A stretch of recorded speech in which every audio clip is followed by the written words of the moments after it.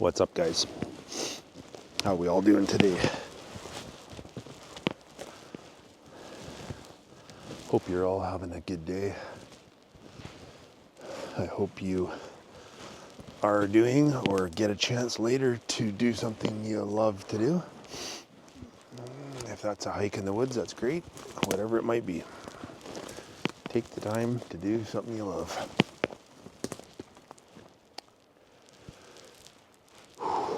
I haven't been to this area that I'm in right now in a long time. It's been a couple years now. And I thought it was time to get back at it, to get back in here. It's a nice spot. There's generally there's a fair bit of game in here, usually.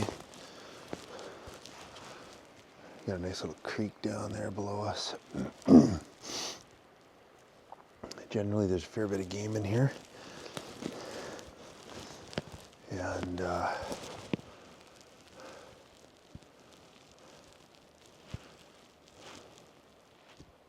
it's quiet this morning. Really quiet this morning. I kind of like to get out to these areas that I haven't been to in a while.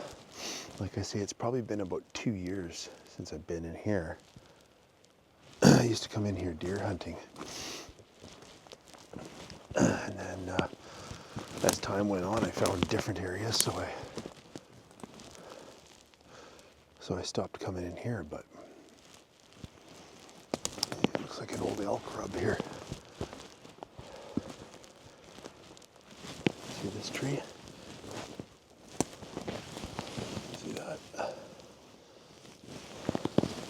That's probably from this year. Elk rub.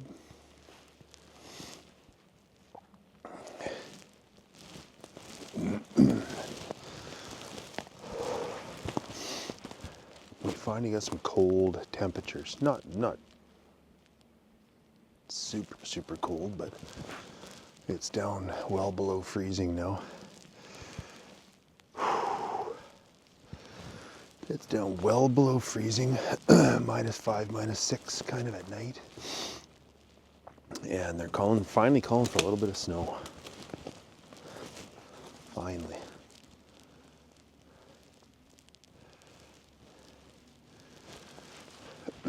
I used to get really freaked out in this spot on this mountain.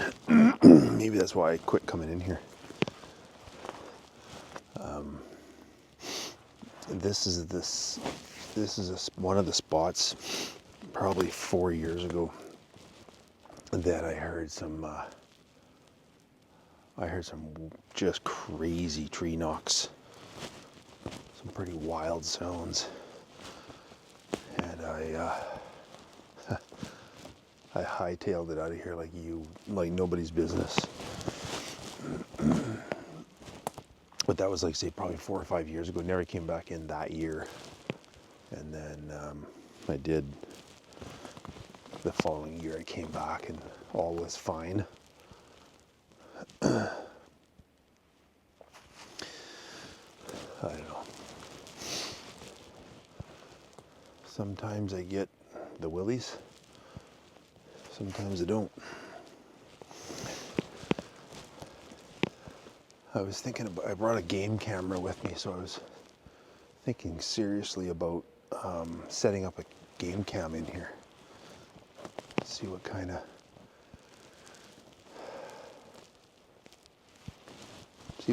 wildlife we got running around.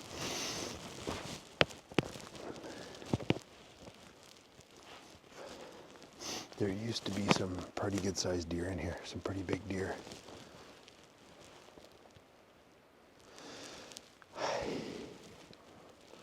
So the creek's down there, so this creek continues going to the southwest, and then goes to the southwest about, I don't know, maybe 3 miles, and it gets to a nice little lake And I've never fished the lake, but I've always wanted to.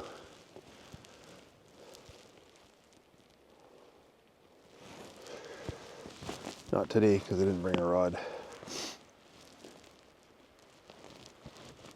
It's nice in here though, isn't it?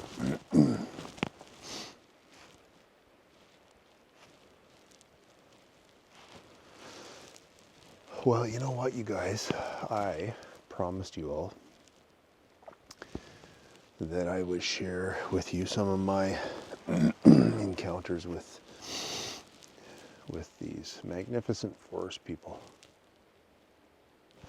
And so that's what I'm going to do.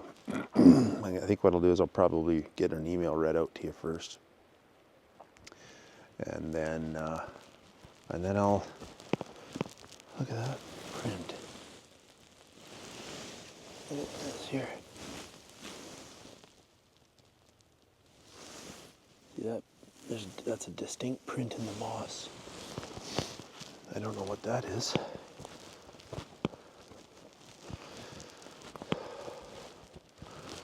All right, Darren, don't start getting yourself all freaked out here.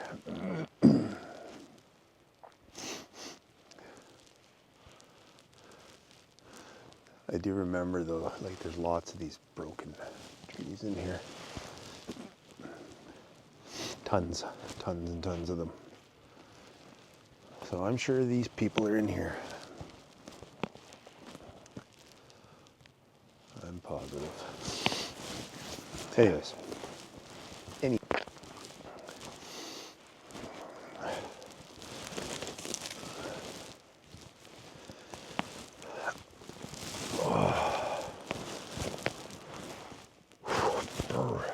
Chilly.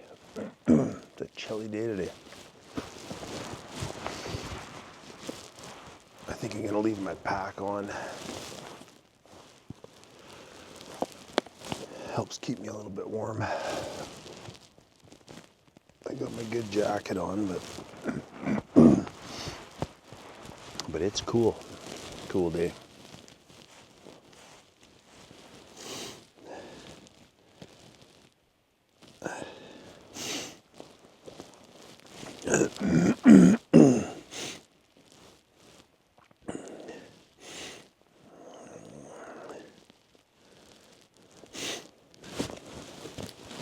I guess my last video that was out was my review of the iZeeker trail cameras, and I hope you guys enjoyed that. They're a great camera.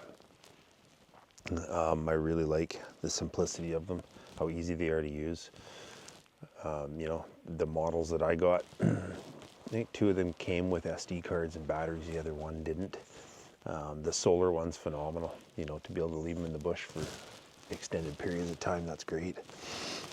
Oh, I hear some birds. It's all good. If I hear birds, I'm happy. Or squirrels. Anyways, yeah, they're good cameras. I hope you guys enjoyed that.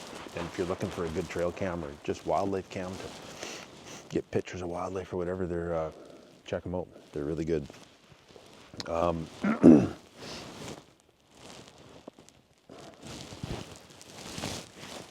So, you know what? I'm gonna take the pack off. If I gotta make a quick getaway, I'll grab it.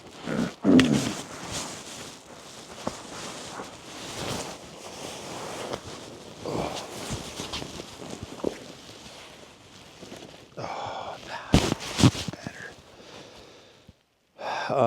So, I know for a long time people have been asking me to share my encounters that I've had over the years with these forest people, and I've had a few. So I figured, you know what? I think I've shared snips of of what I've had happen to me on some of my previous videos, but you know, some people don't want to go back and look or whatever. And I know I haven't shared a ton because this topic wasn't never about me. This topic was about people who'd had experiences that emailed into me, right? So I was kind of more about just reading their experiences to everybody. You know, they're brave enough to share with me, to share with you. So that's why I kind of kept my stuff to myself. But I've had a lot of people asking me over emails and comments and whatnot, to, hey, tell us what's happened to you. So here we go. So with me, I've always had a belief in these beings, and I would say that started for me probably in middle school, you know, so probably maybe, I don't know, grade 8, something like that, 7, 8, 9, somewhere in there. And that was the first time that I ever saw a clip of the Pattison Gimlin film and Patty. And you know, that actually took place in the late 60s, but I think it was 69. Anyways, you know, when I was, I don't know, like I say, in the grade 8 or 7 or something, and it got brought up, and I don't know if somebody did a report on it or what, but anyways, that was sort of my first introduction. And it's funny because my wife, who I met I met my wife in 1993, and my wife, she's the same age as I am, and it just so happened that she did a report on Bigfoot, and on that particular clip, she did a project on it in school, and here we go and meet many years later, and yeah, so she had been introduced to it very young as well. So anyways, that was my first introduction, and that was it, right? I was kind of like, oh, that's cool, wow, like, you know, as a kid, it was like, that's kind of scary, but I was also, you know, at that age, I was pretty avid in the outdoors and hunting and fishing and hiking and spending a lot of time in the outdoors very young. So for me, it was kind of like, you know, wasn't really scary. I was like, okay, yeah, there's these prehistoric people out there, living like the caveman did, sort of a thing. And so going through school, it was whatever. And it wasn't until 1991. So my first encounter was in 1991, and I was by myself. Sorry, I keep looking around. I can't help it. I was by myself. I was on a California bighorn sheep hunt. So I was hunting California bighorn sheep.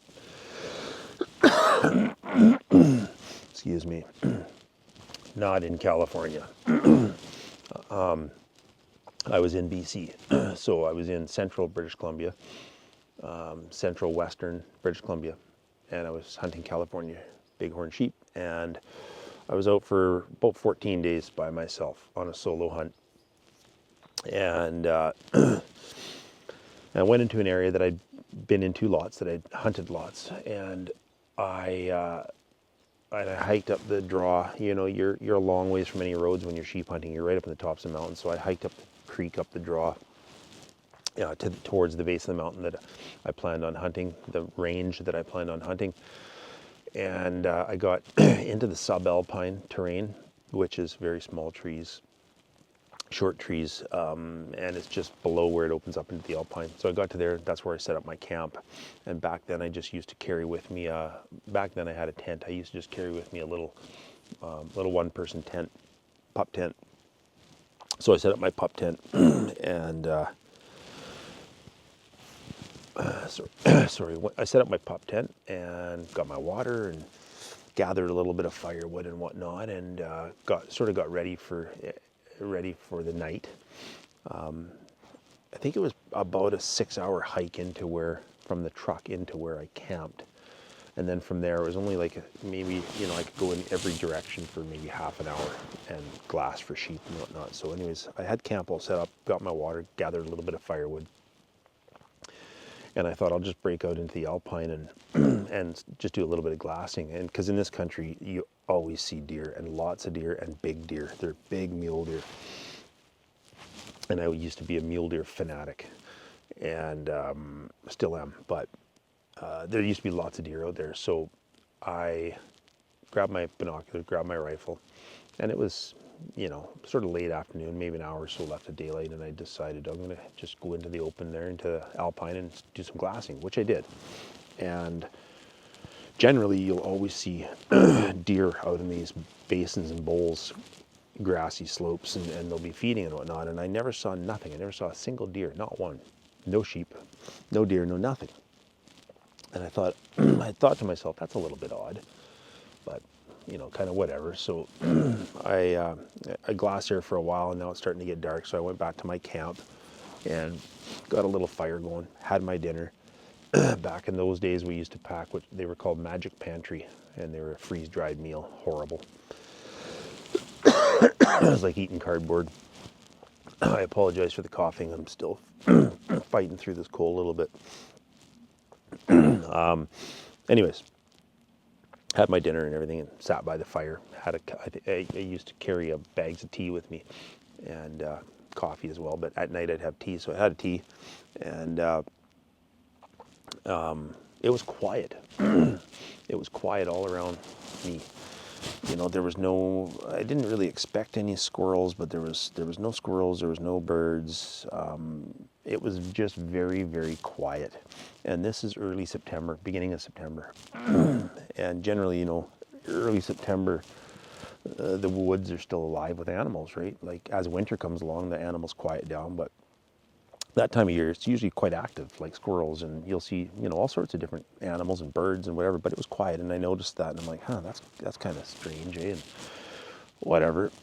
So I went about my business, and this, whatever time I crawl into my pup tent, into my sleeping bag to go to sleep for the night. And I got into my sleeping bag, and as always, when you're out in the woods, especially when you're out in the woods alone, you hear everything. You hear sounds that sometimes probably aren't even there. But I'm usually really in tune with my surroundings and the wilderness and everything.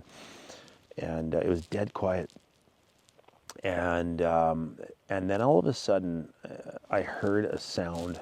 And the best way that I could describe it was it sounded like a massive bullfrog, like a huge bullfrog or toad. And it was just doing that sound, but it wasn't a frog. I mean, there's no frogs up in the freaking mountains. And it made that sound probably half a dozen times, and it was a real vibration type sound. It was quite strange. And it definitely caught me off guard, and it definitely startled me. And I was kind of like, what in the hell is that? Because I'd heard most animals in the woods, I started hunting when I was 10, right? So by this time I'm 20. And I'd heard lots of different animals, but I didn't know what this was, and I thought, God, that's strange. What is that? Kind of got a little nervous, because I'm like, when you don't know what something is, and it made this sound a few times, and then it stopped, and I was like, man, oh man. Of course, your mind starts playing tricks on you, right? But I never thought any, I just kind of left it at that. And then, so whatever, next morning I grabbed my gear, grabbed my gun, and I headed out. I headed up I followed this razorback up to the top of the mountain, and I sat on the top of this razorback, peak of the mountain. I sat up top, just off the edge, so that I wouldn't skyline myself. And that's what you do when you sheep hunt, is you stay on a site as best you can, and you just glass, right? And that's what I was doing. I just glassed. And I was glassing and glassing and glassing. And again, I found it very strange that there was no deer, because there's always deer on these hills feeding, especially as morning comes, and there was no deer and no sheep. And I'm like, that is strange. Like, what the heck? So I just kept glassing and glassing and glassing. Spent all day, glassed, nothing. So went back to camp, and whatever, you just chalk that one up to there was nothing around that morning or that day. So I went back to camp that night, same routine, had my horrible Magic Pantry cardboard dinner, and went to bed. Still dead quiet. No squirrels, no birds, no grouse, no nothing. I never heard nothing. It was just dead quiet. And I'm like, that's odd. Like, that is just not normal. And I remember thinking that. And anyway, so I went to bed. no frog sounds that night, nothing. And then, so woke up the next morning, you know, half an hour before daylight, did my thing, grabbed my rifle, grabbed my binoculars, grabbed my pack, away I go, back to the same razorback. And on this razorback, I'm sitting on this, just off the side of this razorback, and I'm glassing a huge draw this way with mountains, like a mountain face here, and there's a huge draw bowl here, all grass, and a mountain range there, and that's what the sheep like to hang out in. And the sheep are in the, sometimes they'll come down into those bowls where there's water, food, or whatever, and then they go back up into the mountains. So anyways, I'm glassing away, nothing, no deer again, nothing. And I'm just like, that is weird, man. Anyways, I glassed most of the day, and it was afternoon, and I'm glassing away, and I think at that time I didn't have my binoculars up looking. I was just sort of sitting there just looking, and off to my left, down in one of the bowls, down in at the sort of at the bottom of the bowl, there's a creek, and of course there's blueberries, there's wild blueberries and everything everywhere. On those on those bowls, and anyways, there's a creek, and I noticed a dark spot down there. And this area that I was hunting, there's grizzly bear and black bear. And anyway, so I noticed this rather dark spot, and it's kind of rock. There's rock down the creek, big boulders, and then the creek, and then just up from the creek bed, it starts to kind of turn into like grass and lichen and whatnot. And there's this dark spot. And, you know, I just immediately went, oh, you know, it looked like, to me, it looked like a grizzly just because of the coloring. It had a real kind of like a silver tip to it. It was dark black, but it had kind of a silver tip to it. And so I immediately thought, oh, grizzly, but it was big. And I could kind of see its body moving, like it was like this or whatever. And I could kind of see its body moving. And I thought it's getting a drink or eating berries or whatever. So I grabbed my, I carry a 300 Winchester mag, did back then, do still today, 300 Win mag, and back then I had a Leopold 3x9 power scope on it, so I grabbed my rifle and I laid it on my pack, and I wasn't going to shoot the bear, but I knew it was, thought it was a bear, so I put my scope up on it, and zoom up to 9 power, about 350, 400 yards away, and I zoom up to 9 power. And as I zoomed up, it had a weird shape to it. And I kind of zoomed up, and then I hit my clarity knob to sharpen the image up. And just as I did that, just as I basically got on this thing, this thing stood up. And it just stood up on two legs and started walking down on a bit of an angle to the tree line, to the jack pine, small trees. And I just was absolutely mind blown. I couldn't believe what I was seeing and what I was looking at. And it just walked, and it was only about, I think it was maybe 100 yards from where this thing was, 100 yards to the trees, if that. And it made it so quickly. It was just walking, but it made it so quickly. The strides were absolutely incredibly long, and I was just like, I was looking in my scope, and I looked, and I could see, and I looked in my scope again, and then I put my scope back, and I'm looking at it, and like just fear came over me and took over me, and I was just like, I was shaking, and I was going, what in the hell is this? And, you know, I had flashbacks of the Patterson-Gimlin film, and I went, my God. And I had my scope, I had my crosshairs right on its shoulder, and you could see like grayish, silverish hair just up the shoulder and onto the top of the head, and then the head, the very top of the head was quite gray. And and this thing turned around as it was walking away. It just turned around, and it just went like this, and it looked at me briefly. It was a very brief, but it was a very brief look.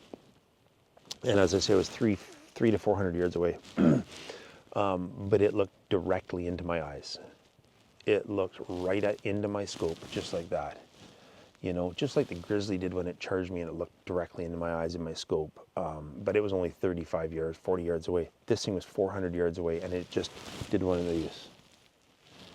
And I just was absolutely beside myself. And it had this thing had the look of like its face looked like leather, like saddle leather, like it was like a baseball glove, like it was just, its skin looked thick, like it just looked weathered and beat up. And I told Steve about it actually, and when I when I first started talking to Steve about this, I told Steve about it, and I'm like, the best way I can describe this is it looked like an extremely old man. Just had that look on its face of a very tired old man. And it was just it was basically walking, and it was this, and then back into the trees, and it was gone. And I was like, I sat there for hours, and I was just like, what the hell? And you know, back then there was no such thing as Garmin InReach or satellite phones or anything like that. Not that I knew of any. There might have been, but there might have been satellite phones, but not that I knew of. I didn't have one. And I sat there for a few hours, and I was just like, I could not believe what I had seen and what I had witnessed. And I just, so finally I got up, and I couldn't take my eyes off that timber where this thing went in, but I never saw it. It went into the timber. I saw it going through the smaller jack pines briefly, like from about here up. And the jack pines, just so you guys know in relation, jack pines are about 6 feet high. Okay, they're about 6 feet tall, and then as it gets into the forest, the trees get bigger. But these jack pines are about 6 feet tall, and as it hit the jack pines came up to about here. I could see its chest, shoulders, part of its arms and head. So it tells you how big this thing is. And it just walked into the trees, gone. So I was like, you know, I believe it was a couple hours. I just sort of sat there staring and trying to make sense of all this, and I couldn't. And I got back to my camp, and I got back to my camp at about 2 o'clock, 1 o'clock, 2 o'clock in the afternoon, and I broke my camp, and I'm like, I got to get out of here. So I broke camp and packed my shit up, and as I say, it was about a 6-hour hike into there.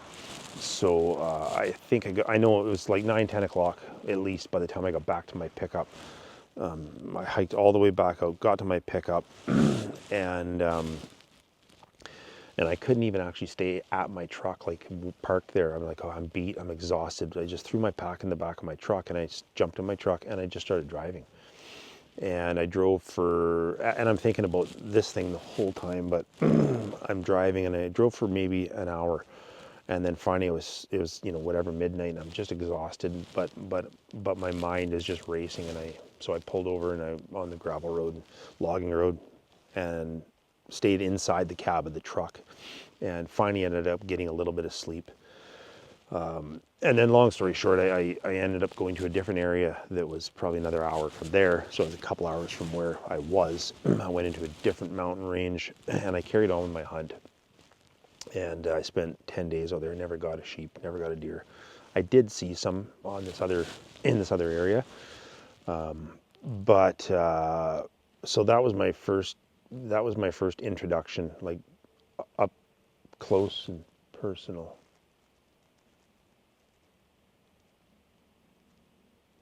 Thought I heard a wolf. That was my first up close and personal, and and it changed my life forever. That did. Then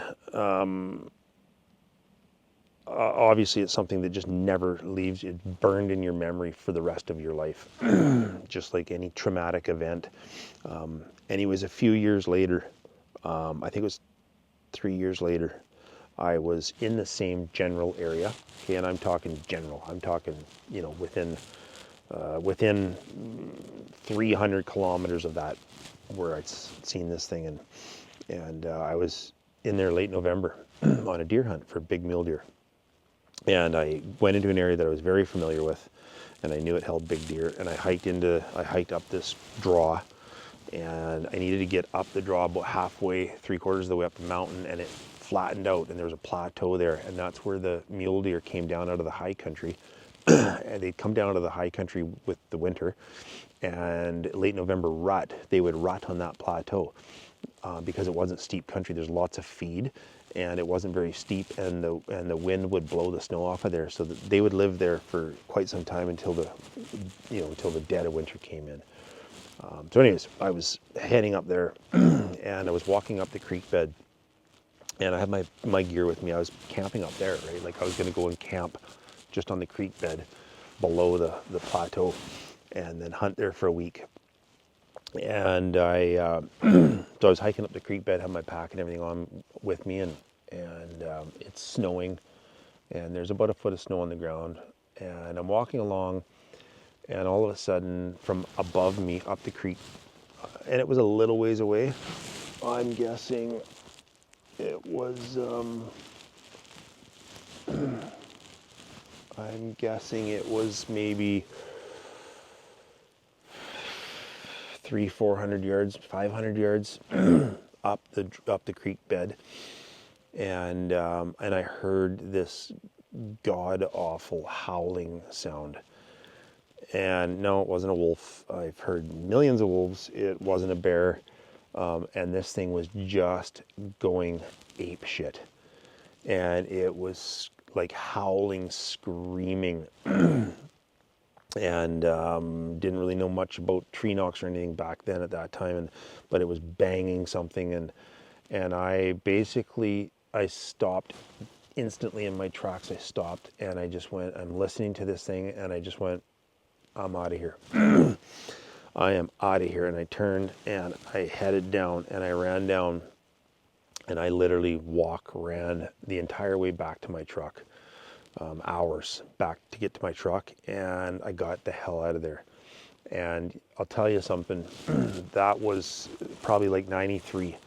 I think it was 93 or 94 that happened. 93. And I never, ever went back in that valley. Ever. Never went back there again. It just scared the living shit out of me. So I never saw nothing, but there was something there that did not want me there. And I paid attention to it. And my gut was saying, get the fuck out of there. And I did. So there's number 2. Number 3, probably around 95, 96. Yeah, 95, I think it was. I was elk hunting, and I was in the East Kootenays of British Columbia, and I was with a good buddy of mine, and we'd seen a herd of elk, about, I don't know, there's 12 or 15 elk, a couple of bulls in the herd, one big bull, and they were up on this open mountainside, so we had to go up this deactivated logging road to the landing, and then we had to go across the creek through the timber, for quite a ways through the timber to get to the opening to where the elk were for a shot. So that's what we did. We went up, got to the landing, cut down to the creek. We got through the creek, and we're cutting through the timber, and we were standing taking a break in the timber, and we had probably another, I don't know, mile and a half to get to the opening to where the elk were. And we heard something scream, the two of us, and we talk about it still to this day. We heard something scream like you would not believe. This thing screamed at us, and the scream lasted more than a minute, okay, more than 60 seconds. A long, deep, just roaring scream. And it wasn't all that far from us. Again, it was in front of us, between us and the elk. And it wasn't an elk. I called elk. I've shot many elk, and I've used a bull and cow call to call them to within 15 yards and shot them, and it was not an elk. It was not a cougar. But this thing screamed, and then we heard the same thing. We heard banging, like, just hard, heavy hits on a tree. And my good buddy, him and I are such good friends. We've been friends since like 85 or 86. And he was fairly new to hunting. I wasn't, but he was fairly new to hunting. And he's like, what the fuck is that? And I said, let's get out of here, man. Let's go right now. Turn and let's go. And we boogied out of there. We got out of there. Same kind of a deal. We hiked it all the way back to the truck. And the whole way out, he was like, what is that? What was that? What was that? And I forget at what point I just turned to him and I looked at him and I said, that was a bloody Sasquatch, man. Like, I said, if it wasn't a Sasquatch, I have no idea what on this planet can make that kind of a noise. I said, I've heard something very similar to that a few years ago. And I said, that's what I have to chalk it up to. And anyways, so we got back to the truck, and no other incident after that on that trip as well. We continued hunting, but whatever it was did not want us going any further. And it wasn't fear. It wasn't fear telling me to get the hell out of there. It was my gut. My gut talks to me, and if I feel uneasy or something's not right, it lets me know, and I know it's time to go. And then there's a long gap for a lot of years. Not much happened, and then once I started sort of talking to Steve a little bit and sharing with him what was going on or what had gone on over the years, it wasn't until then that things started happening again. And just a few years ago, I was on my hike. Just a few years ago, I was on my hike and going into my lake. And I have a video of this. It's a short little video clip. I don't know if it's in my shorts or in my videos, but I put it on my YouTube. I was hiking down the trail to the lake, and something was within about 50 yards of me. I couldn't see it. It was still just getting daylight, and it was making that similar type of toad sound, like a deep croaking sound, and pounding on trees. And there was two of them. There was one here, and there was one about 50 yards from that one, and they were pounding back and forth and making noises and stuff. And on my video, you hear me say that I'm fucking out of here. And I got out of there.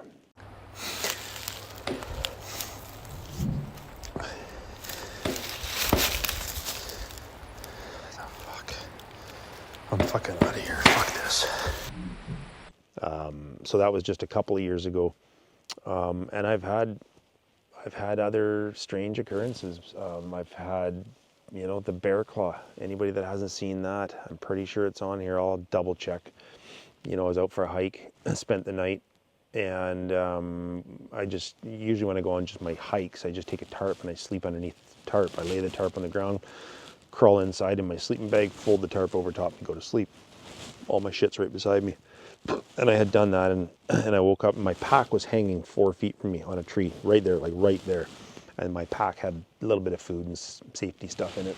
And I woke up in the morning and grabbed my pack, and I start putting my sleeping bag into my pack, and there's a bear claw, a black bear claw with the hair on it and everything in my pack.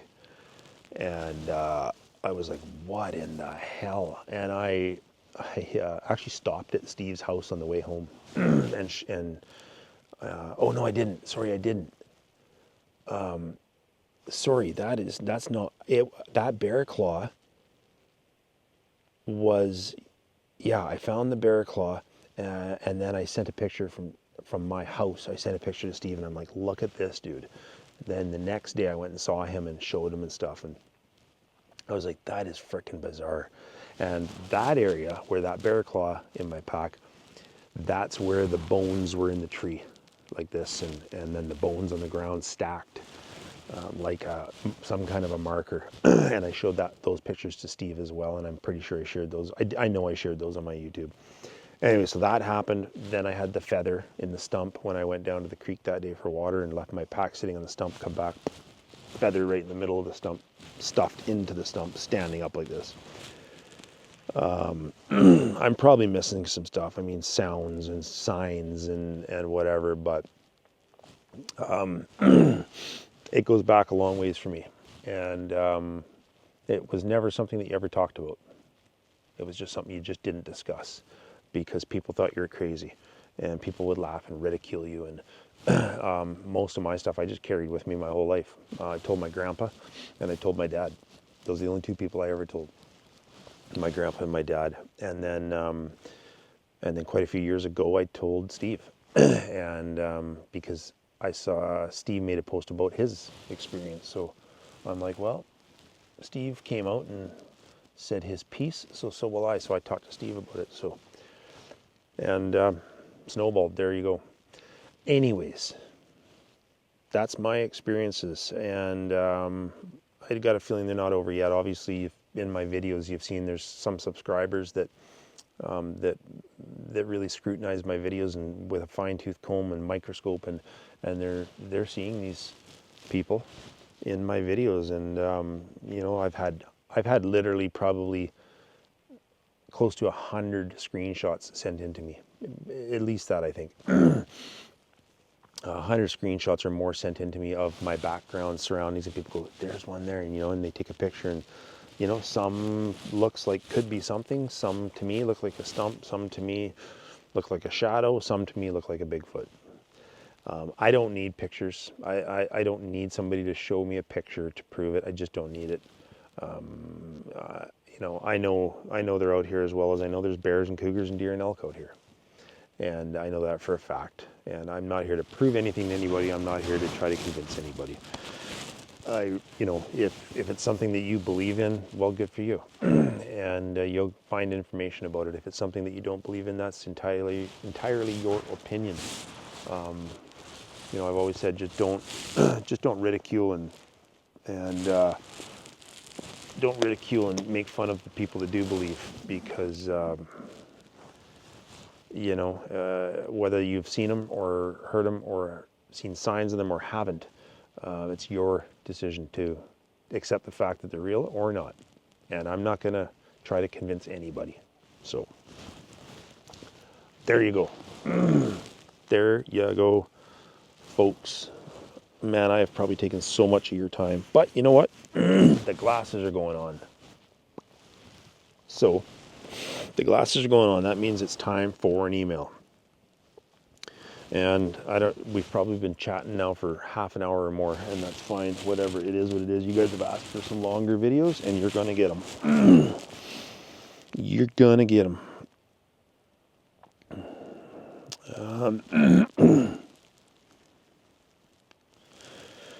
Okay.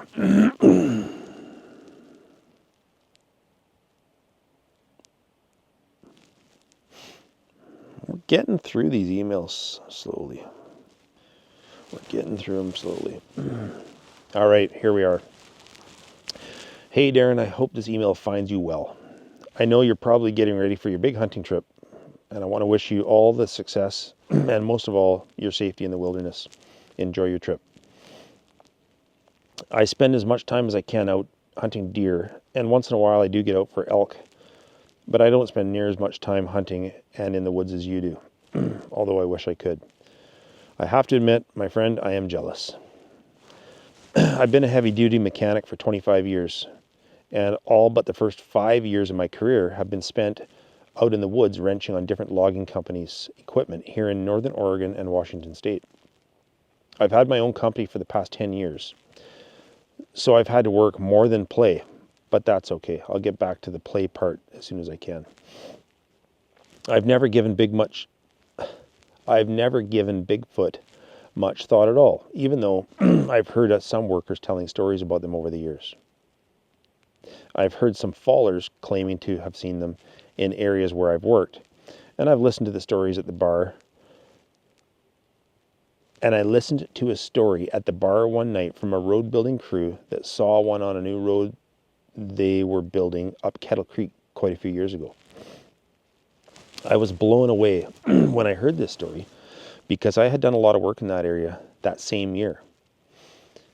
Well, a few months after I heard these three guys telling the group about the Bigfoot they saw in the middle of the road one morning, I was not more than 5 miles north of there to do a track repair on a log loader that had broken a track. It was the end of the day when I arrived at the landing, and the crew lead was still there waiting for me. He showed me the machine and asked if I needed any help. I said I was all good and I would get it ready for the crew in the morning. He took off and I got to work. I'll try to keep this as short as possible, but I don't want to miss anything. I had torched out the pin on the broken track link and was using a come-along to pull the track off the rail. When the chain on the come along broke and the heavy steel track unraveled off the undercarriage and knocked me on my ass and fell on top of me across my chest, pinning me to the ground. I've heard you say you work in civil construction, so you know what a track on a 35-ton machine weighs. Yes, I do. They're super heavy. I couldn't put a weight to them, but extremely heavy. There was no getting this track off my chest and arm, and there was no way for me to get out from underneath of it.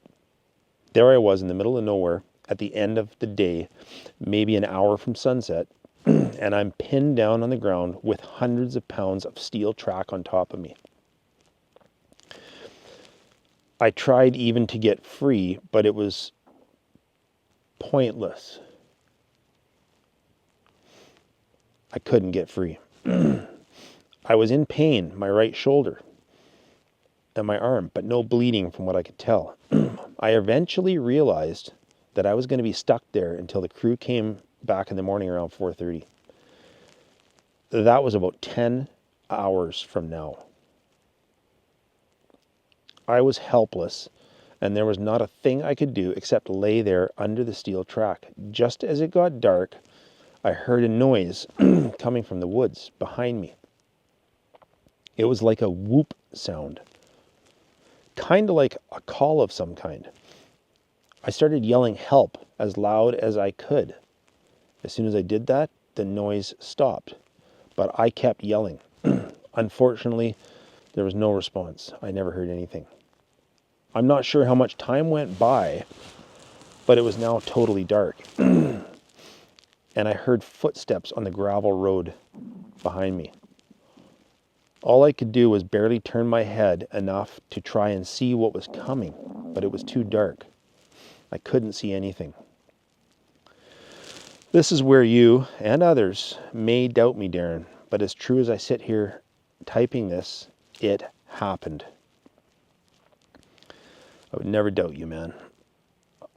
I saw these huge bare feet where my feet were, and I could make out the legs of this creature that was standing right beside me looking at me. I couldn't see much in the way of detail, but I could see the outline of this massive being, and I could hear this thing's deep breathing in and out. I could also smell the most rotten odor you can imagine. It smelled like urine and rotten meat. It was very strong and pungent. All of a sudden, this massive hand came down, reaching for my head, and I remember closing my eyes tight because I thought it was going to rip my head off. I wasn't able to make a noise. I tried to yell, but I was just gasping for air as I tried to make a noise. I couldn't make a sound, nothing at all.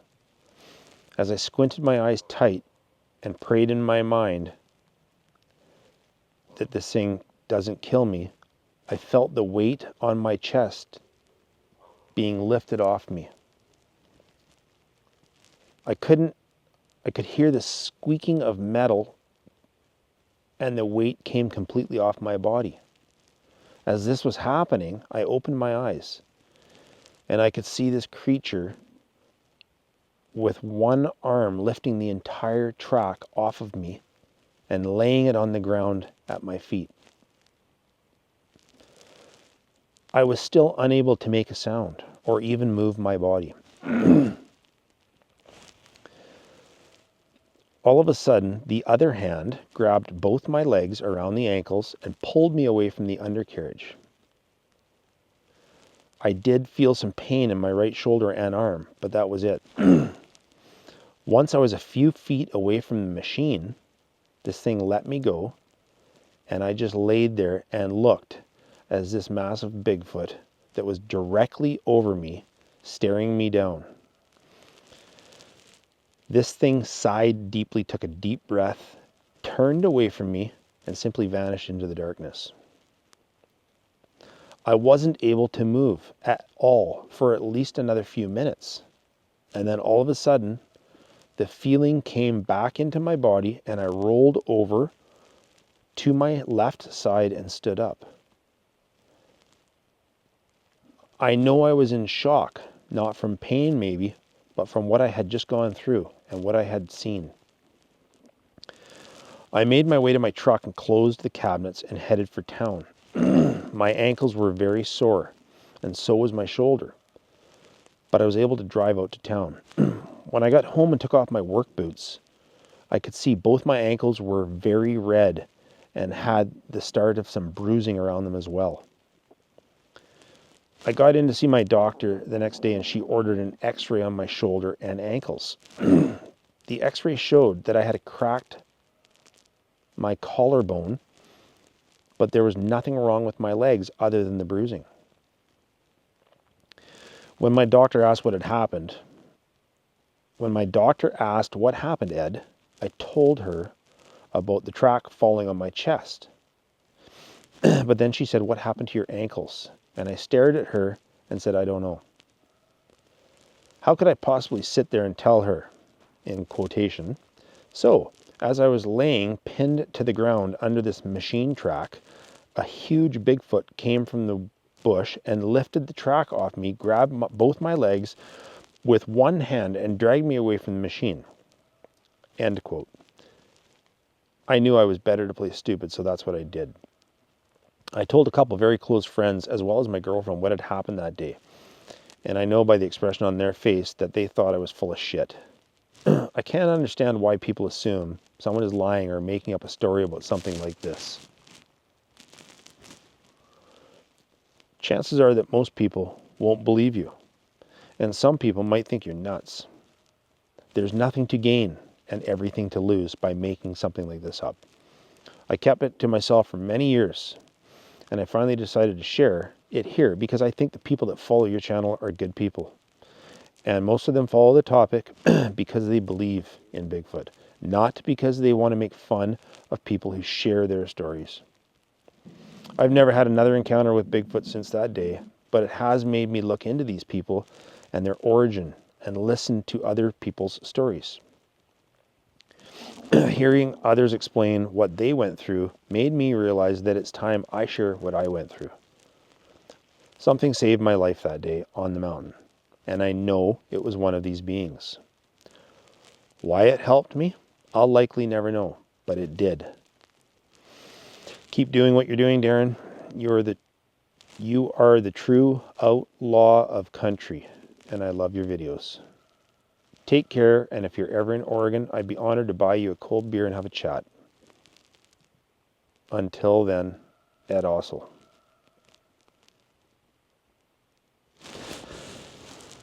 Holy shit, Ed.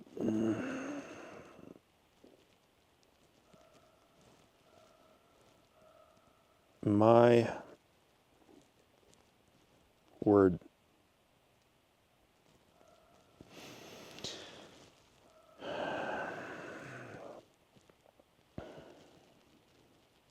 My word.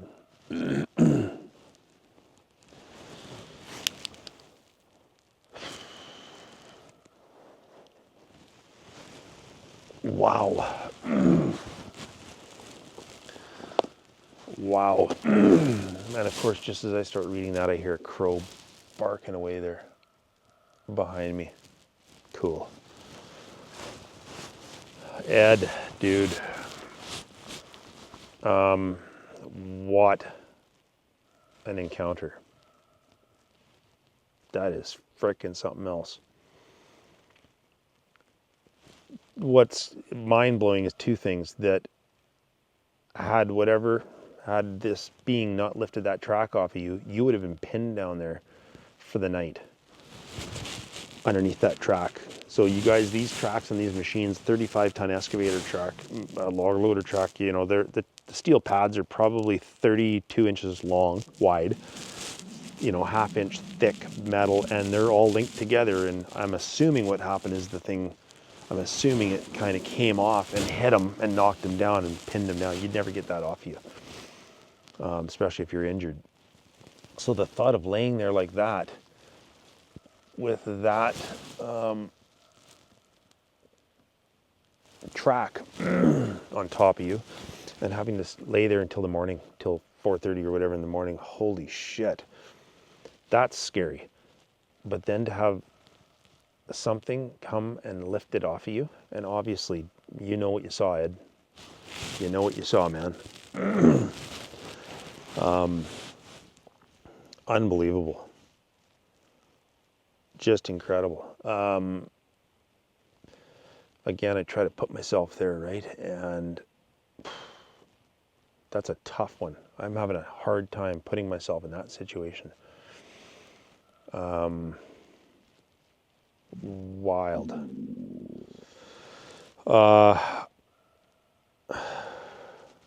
You know, I can't help but make a comment about the fact that,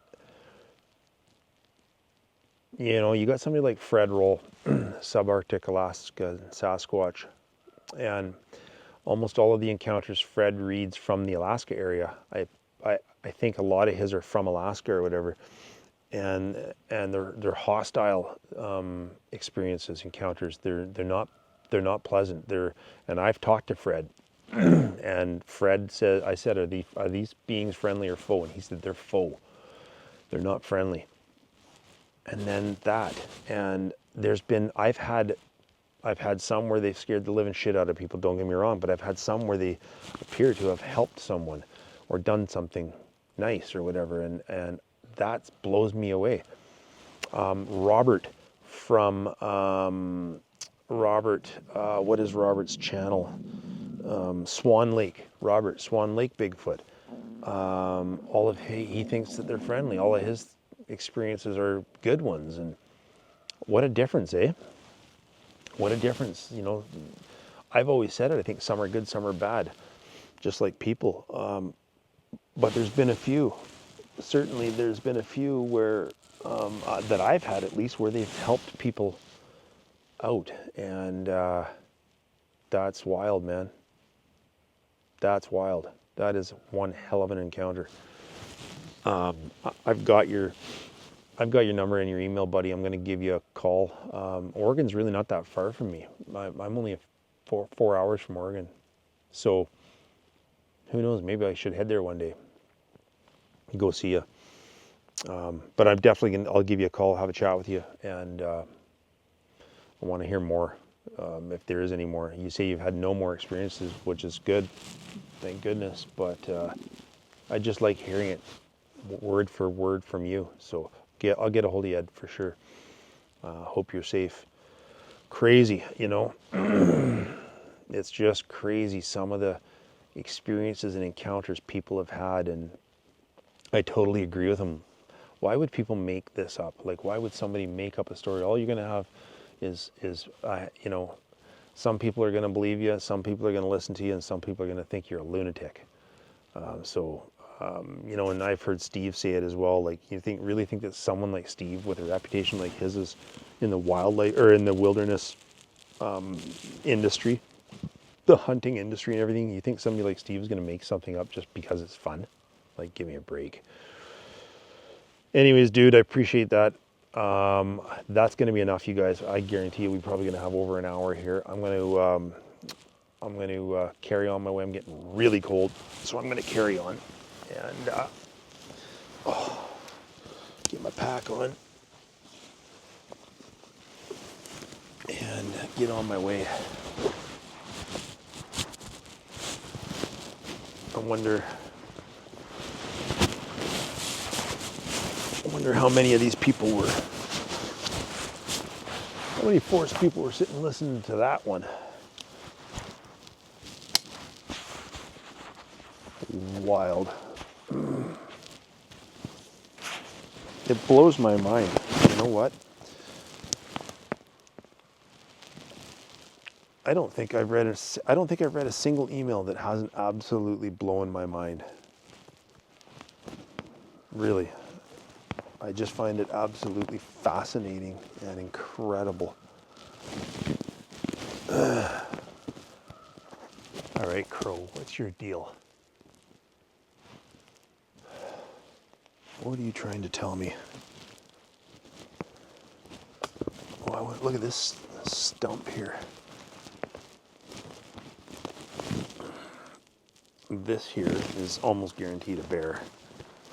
Look at that. It's just ripped into that. So bears will, anybody that doesn't know, bears will do that to get grubs. They'll rip into there to get grubs and stuff in the springtime. Tree broken off. What an interesting area, huh? What an interesting area.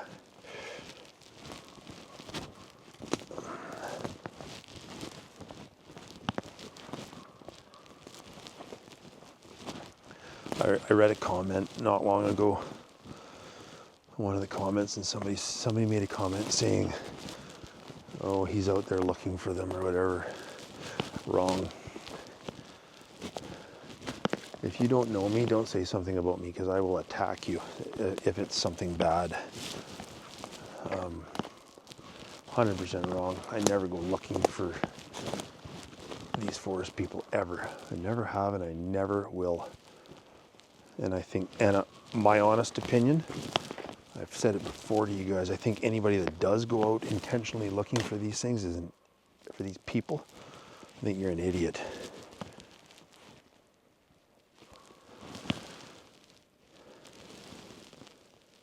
I think you're an idiot.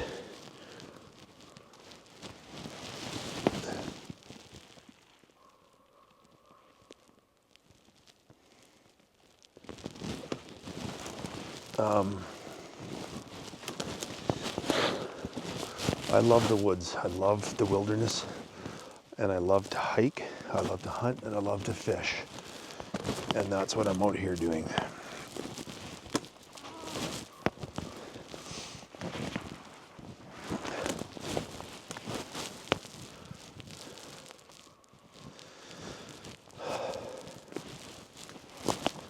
Oh, look at that. Look at that. Look at that chunk of bone. Chunk of bone. See if there's any more around here.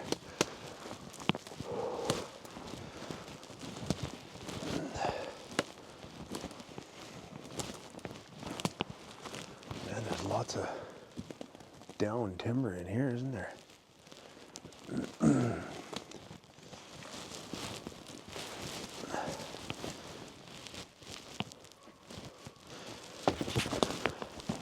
Boy, that raven is really going on about something, isn't he?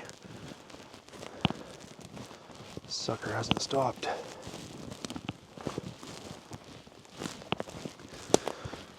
All right, you guys, I'm gonna pick up the pace here. I'm gonna put my camera away. I'm gonna pick up the pace. And, is that another bone? No. And get my body temperature up a little bit because I'm getting cold. So I'm gonna sign off. And I leave. By the time this video comes out, I'm gone. I'm leaving for a week. And I will get some, hopefully I'll get you guys some good, look at these two trees. Hopefully I'll get you guys some good fishing video footage and whatnot. And definitely take the time to read some more emails for y'all. So until then,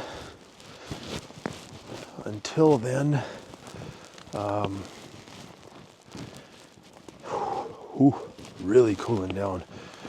You guys be safe. Everybody be safe. Take the time to get out and do something that you love to do. And yeah, take the time to get out and do something you love to do, because life is short, man. Life is short. We get one stab at it. We get one ride So make sure you enjoy it. And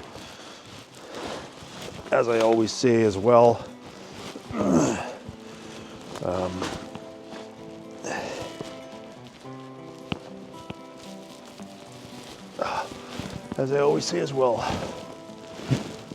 be a good person. All right? Be a good person. Don't be a douchebag. Don't be an ass.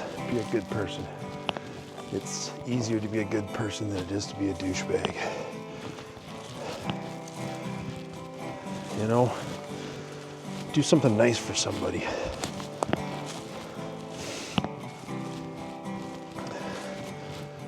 Make you feel good. Wild, look at that tree. Wow. All right, I gotta rock and roll. Be good, everyone. I'm out.